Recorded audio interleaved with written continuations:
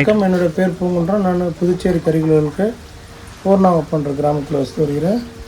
இயற்கை விவசாயம் செஞ்சு வருகிறோம். எங்கள் வீட்டு மாடியில் மாடி தோட்டம் ஒன்று போட்டிருக்கோம். இந்த மாடி தோட்டம் வந்து முழுமையாக இந்த டேங்க்லேருந்து வர்ற ஓவர்ஃப்ளோ வர தண்ணியிலேருந்து தான் விவசாயம் பண்ணிக்கிறோம். அது மாதிரி பண்ணிக்கிறோம். இதில் தேவையான காய்கறி எங்களுக்கு கிடச்சிருது. ஒரு பங்கு எரு, ஒரு பங்கு தென்னை நார் கழிவு, ஒரு பங்கு தோட்ட மண், இது மூணும் சேர்ந்த கலவை தான் இந்த தொட்டிலெல்லாம் போட்டிருக்கோம். எங்களுக்கு தேவையில்லாத பொருட்கள் இந்த மாதிரி பிளாஸ்டிக் ட்ரம்மு, பழைய ஃப்ரிட்ஜு, பழைய இந்த ஐஸ்கிரீம் ஃப்ரீசரு, இந்த மாதிரி பொருட்களை, இந்த பழைய தண்ணீர் கேனு, இந்த மாதிரி பொருட்களை தான் மாடி தோட்டத்துக்கு தொட்டியாக பயன்படுத்துகிறோம். இப்போ மாடியில் கொஞ்சம் காய்கறி கிடச்சாலும் நல்ல காய்கறி, இந்த மல்லிகை, முல்லை, அவரை, வெண்டை, மிளகா, பாலக்கீரை, கத்திரி, ரோஜா, தக்காளி, புதினா, துளசி, இப்படி நிறைய செடிகளை வச்சுருக்கோம். இதுக்கு நாங்கள் தண்ணி டைரெக்டாக ஊற்றுறதில்ல, ஓவர்ஃப்ளோ வர தண்ணி மட்டும் வர்றதுனால எங்களுக்கு இதோட வேலை பலு கம்மி. அப்பப்போ களை எடுக்கிற வேலை, இடுபொருள் அதுக்கு கொடுக்குற வேலை. பிரண்டை கூட நாங்கள் வச்சுருக்கோம், மாடியிலே பிரண்டையும் வச்சுருக்குறோம். எங்களுக்கு தேவையான காய்கறி இங்கேருந்து ஓரளவுக்கு கிடச்சிருது. பல முறை நம்ம கடையிலேருந்து சமையல் அறை காய்கறி வேணும் வரோம். மாடி தோட்டத்தை பொறுத்த வரைக்கும் கார்டன் டு கிச்சன் சொல்லுவோம்.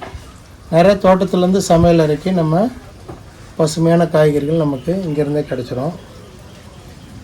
மாடி தோட்டம் வச்சுருக்கிறதுனால மாடியோட சூடு இன்றைக்கி இருக்கிற சூழ்நிலை குறையும். ஏன்னா மாடி தோட்டம் வச்சுருக்கிற அந்த ஜாடி சில்லுன்னு இருக்கிற இடம் எவ்வளோ நேரமானாலும் சாயந்தரம் 6 மணிக்கு மேலே பார்த்திங்கன்னா பக்கத்தில் சூரிய வெளிச்சம் பட்ட இடத்துல இருக்கிற ஹீட்டை இந்த நிழல் பகுதியை அப்சர்வ் பண்ணிக்கும், வாங்கிக்கும். அதனால் மாடி நம்ம தளம் ரொம்ப சில்லுன்னு இருக்கிறதுக்கான வாய்ப்பு ஏற்படும்.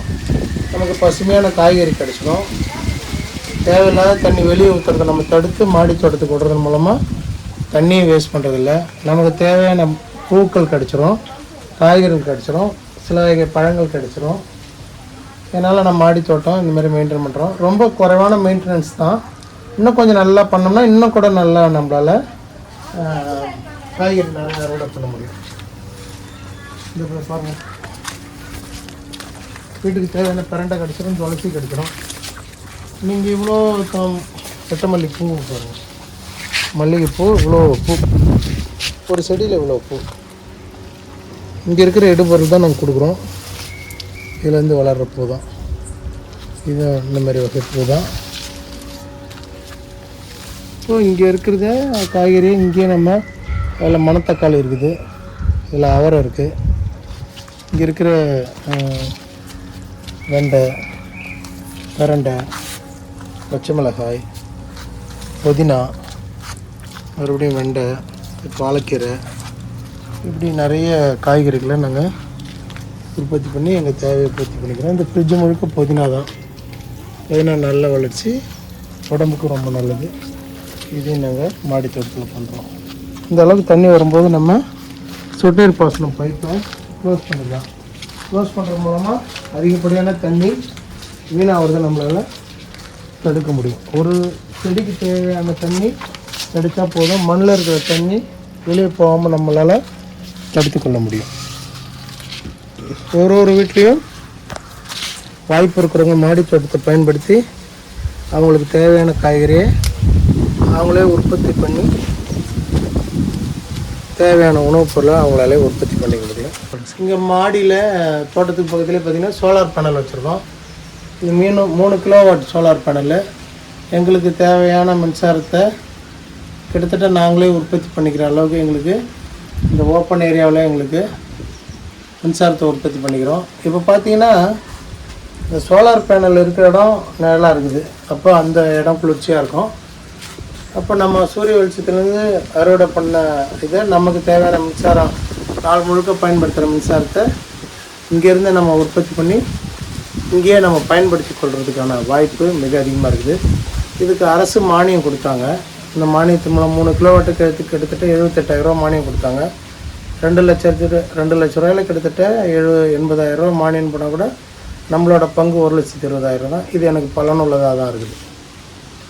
அப்போது நம்ம ஒவ்வொரு முறையும் நிலக்கரியிலேருந்து கரண்ட் எடுக்கும்போது ஏற்படுற சுற்றுச்சூழல் பாதிப்பை விட இயற்கையாக சூரிய வெளிச்சத்துலேருந்து மின்சாரத்தை உற்பத்தி பண்ணி நம்ம வீட்டுக்கே பயன்படுத்துறது ஒரு பெரிய நல்ல விஷயமாக தான் எனக்கு இருக்குது. இதனால் எனக்கு கரண்ட் பில்லு ரொம்ப குறைவா 100, 150, 200 அந்த ரேஞ்சில் தான் இப்போ எனக்கு வந்துட்டுருக்குது. ரொம்ப குறைவான பயன்பாடு தான் நாங்கள் பயன்படுத்துவோம். இருந்தாலும் அந்த அளவுக்கு தான் வருது. போக போக இன்னும் குறையிறதுக்கான வாய்ப்பு இருக்குது. சரி சார், இப்போ இது இருக்கிறதுனால முன்னாடி எவ்வளோ கரண்ட் பில் வரும், இப்போ எவ்வளோ கரண்ட் பில் வரும்? அதான் எனக்கு ஒரு 1,700, 1,800 கிட்ட வந்துட்டு இருக்குது. 1000 மிச்சமாகும். 1,300 அளவுக்கு, 1,200, 1,300 அளவுக்கு மிச்சமாகும். கரண்ட்லாம் எவ்வளோ நேரம் ஓடும் சார்? இல்லை, இது வந்து கிரீடு. இது வந்து நம்ம கவர்மெண்ட்டிட்ட கொடுத்துடணும். நம்ம யூஸ் பண்ணுறது ஒரு மீட்ரு, நம்ம உற்பத்தி பண்ணி கொடுக்குறது ஒரு மீட்ரு. உதாரணமாக நம்ம வந்து ஒரு 300 மாதத்துக்கு ஒரு 400 யூனிட் உற்பத்தி பண்ணி கொடுக்குறோம். நம்ம யூஸ் பண்ணது ஒரு 450 யூனிட்னா 50 யூனிட்டுக்கு மட்டும் காசு நம்ம கட்டினா போதும். நான் இதை வந்து பேட்டரியில் சேமித்து வைக்கல, நான் கிரீடு கொடுத்துருவோம். கவர்மெண்ட் நம்ம இபி லைன்லேயே கொடுத்துடணும். இது இது வந்து கரண்ட் இபி லைனுக்கு போய்டும். இபி லைன்லேருந்து நம்ம எடுத்துப்போம்.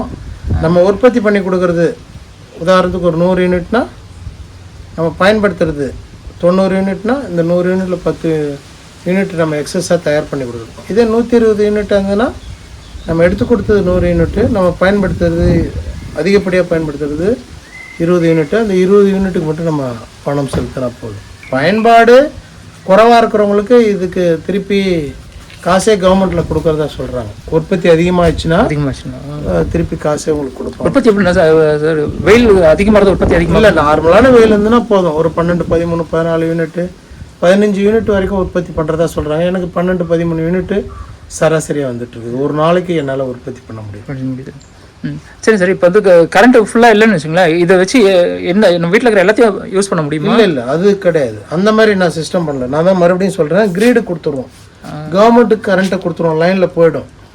நீங்கள் உற்பத்தி பண்ணுறதை கவர்மெண்ட்டுக்கு கொடுத்துருவீங்க, நீங்கள் கவர்மெண்ட் லைன்லேருந்து எடுத்துக்கோங்க. நீங்களே உற்பத்தி பண்ணுறது வந்து பேட்டரி வைக்கணும், இன்வெர்டர் வைக்கணும், அதுனா செலவுங்க. ஆமாம், அதெல்லாம் நமக்கு தேவையில்லாத இல்லை. இது கவர்மெண்ட் கொடுத்துட்றீங்க? ஆமாம், கவர்மெண்ட் கொடுத்துரும். இதுக்கு எதுனா பேர் எதுனா இதுவும் அதே சோலார் தானே? அதே தான், இதான் சோலார் பேனல் தான். சரிங்க சார், கேட்ட கேள்விக்கு வந்து இந்த இதை பற்றி சோலார் பற்றியும் சொல்லியிருக்கீங்க. ரொம்ப நன்றிங்க சார். தேங்க்யூ. நன்றி.